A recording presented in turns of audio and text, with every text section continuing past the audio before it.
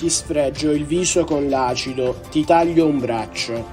Queste alcune delle minacce rivolte all'ex moglie da un uomo di 48 anni raggiunto dalla misura cautelare dell'obbligo di allontanamento dalla casa familiare e del divieto di avvicinamento ai luoghi frequentati dalla vittima.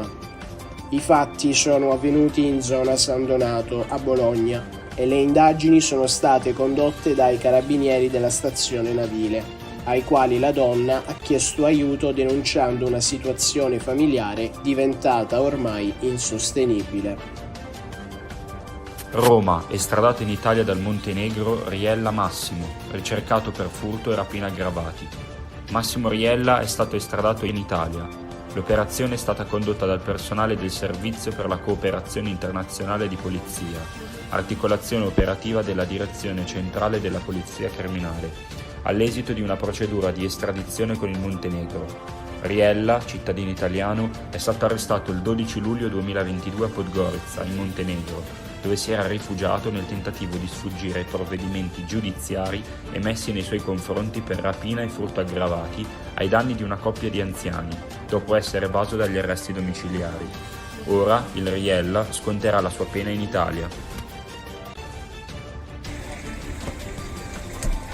Babbo Natale è arrivato anche all'ospedale Sant'Andrea di Roma.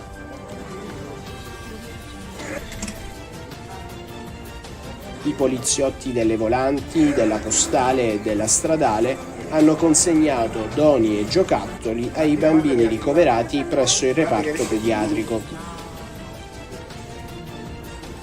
Grazie, ma come siamo felici di questa visita! Questa poi te la Bello!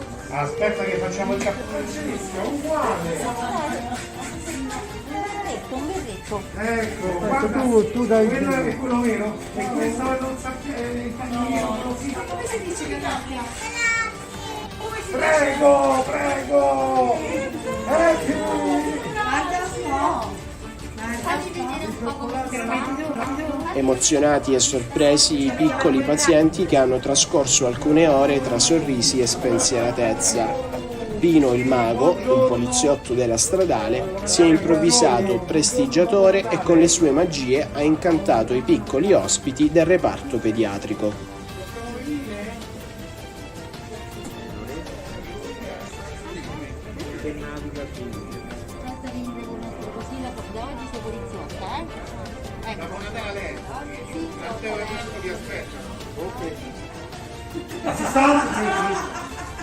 Vieni qui assistenza.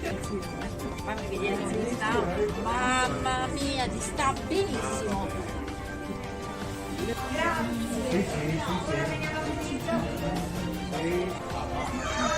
Ah, guarda la mamma.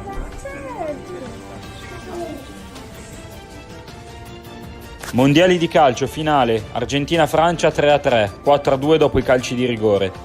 All'Lusail Iconic Stadium si decide la finale dei mondiali, ad alzare la coppa è l'Argentina. I tempi regolamentari si concludono 2-2 con i gol di Messi e Di Maria per la squadra di Scaloni e Mbappé che in un minuto fa tornare viva la Francia, fino a quel momento è assente, firmando una doppietta.